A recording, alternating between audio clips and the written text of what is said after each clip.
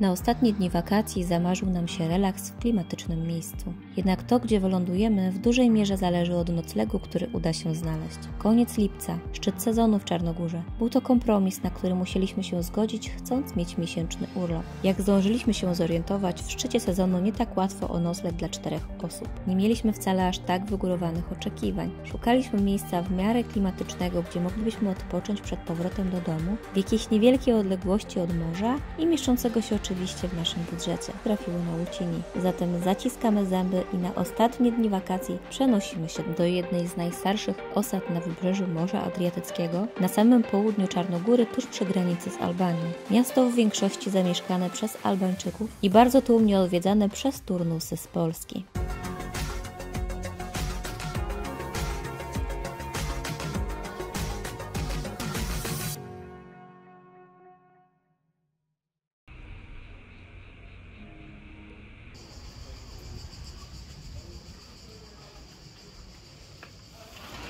Zatrzymujemy się w Apartments Bazar, mieszkaniu z 2 sypialniami, 2 łazienkami, salonem, kuchnią, dostępem do basenu, z którego roztacza się fantastyczny widok na Adriatyk.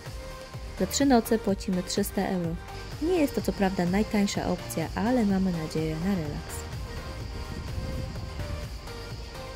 Główną atrakcją turystyczną jest Velika Plaża, czyli 12-kilometrowa piaszczysta plaża o bardzo skrajnych opiniach w internecie. Natkniecie się na takie opisy jak przepiękna, klimatyczna, pobrudna, tłoczna i głośna. Film z naszej ostatniej wizyty na tej plaży znajdziecie w linku, który wyświetli Wam się w tej chwili w prawym górnym rogu.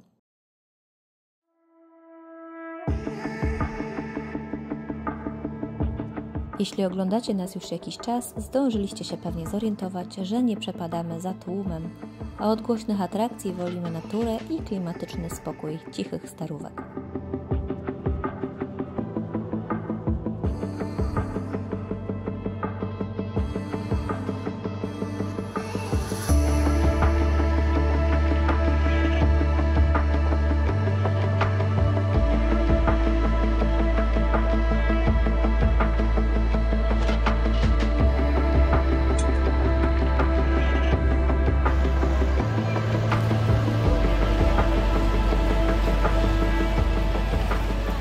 Jak Ci się podoba? Ktoś zgubił gacie? A co powiedziała? Ktoś zgubił gacie?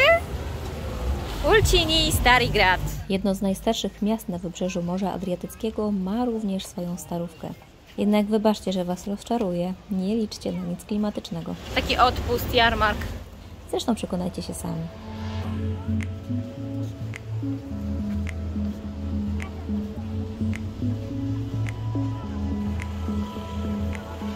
Na starówce znajdziecie też tak zwaną małą plażę.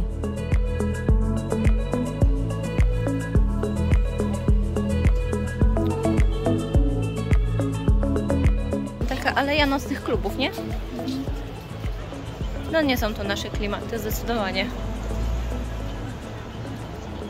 Ani to urokliwie, ani nic, chociaż takie trochę udające Saint-Tropez albo jakieś Portofino.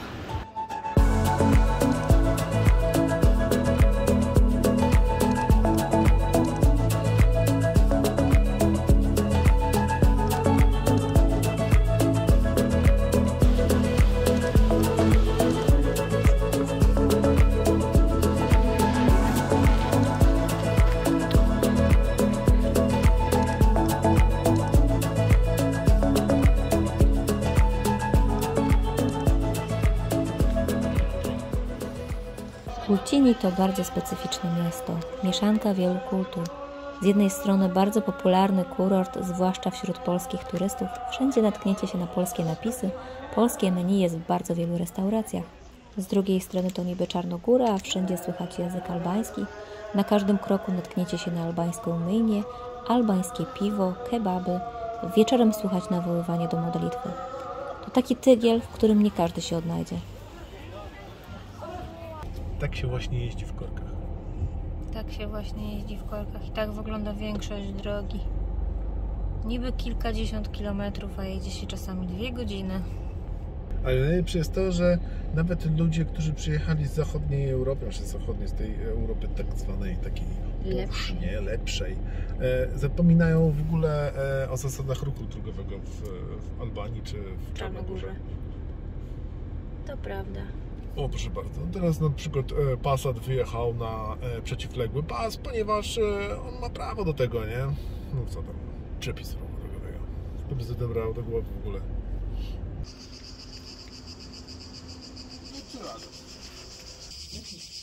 Okay.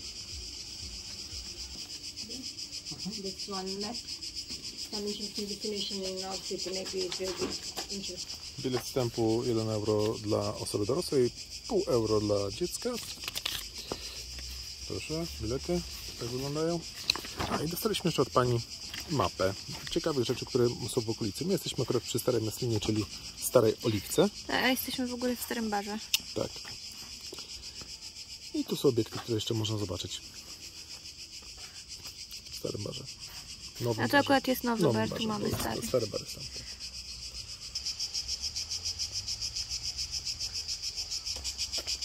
Ale widać, że kilka razy coś... Ona już płonęła kilka razy. Tak, możliwe, że piorun albo coś, nie wiem. I odrastało. Tak, płonęła kilka razy i odrastała. Za każdym razem puszczała pędy. W ogóle drzewo oliwne, które ma ponad 2000 lat. W ogóle widać, że pierwotnie to ona miała bardzo duże rozmiary. Zobacz, to spłonęło. Było gigantyczne.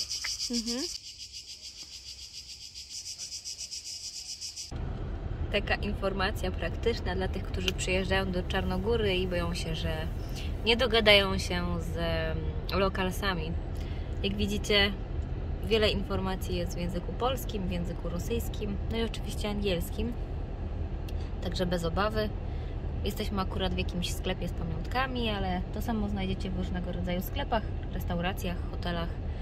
Wiele informacji właśnie będzie w języku polskim.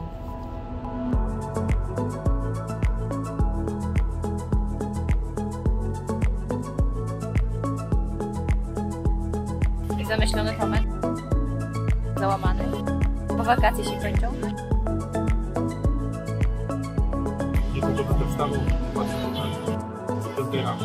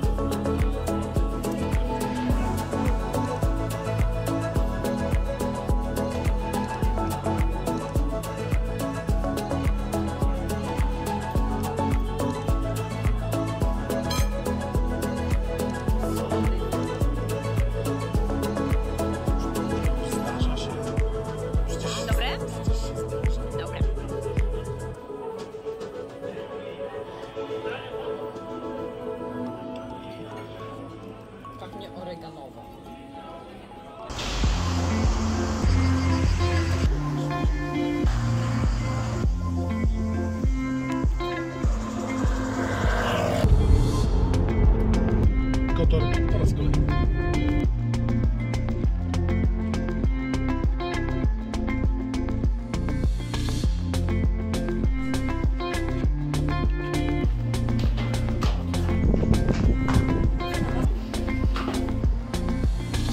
Warto było przynajmniej wejść tutaj, żeby stanąć w tym chłodzie.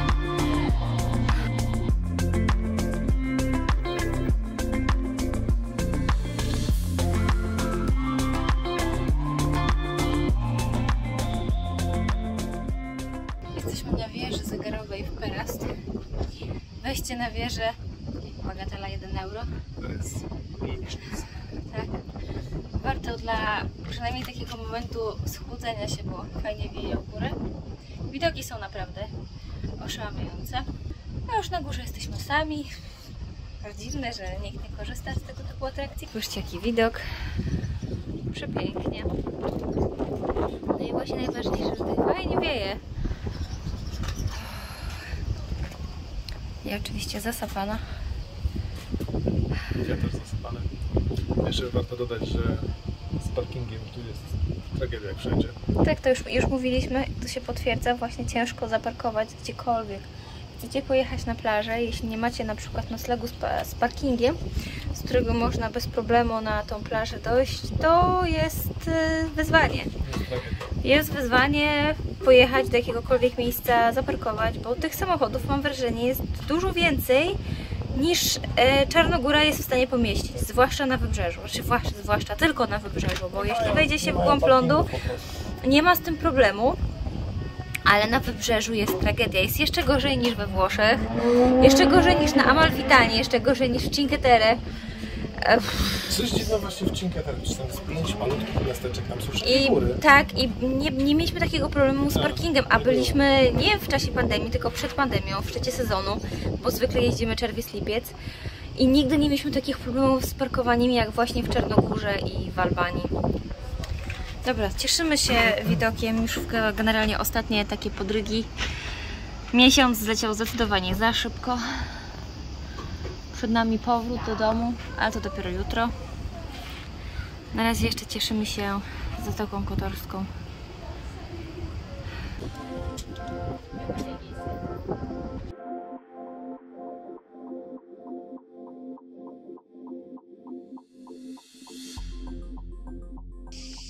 Na ostatni nocleg w Czarnogórze wybieramy okolice Herceg Novi, żeby łatwiej nam było wyjechać następnego dnia rano.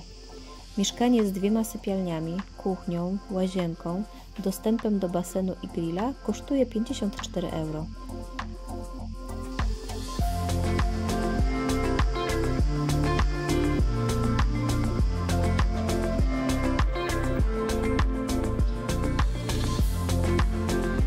Co tam? Przyszłam zobaczyć, co robicie.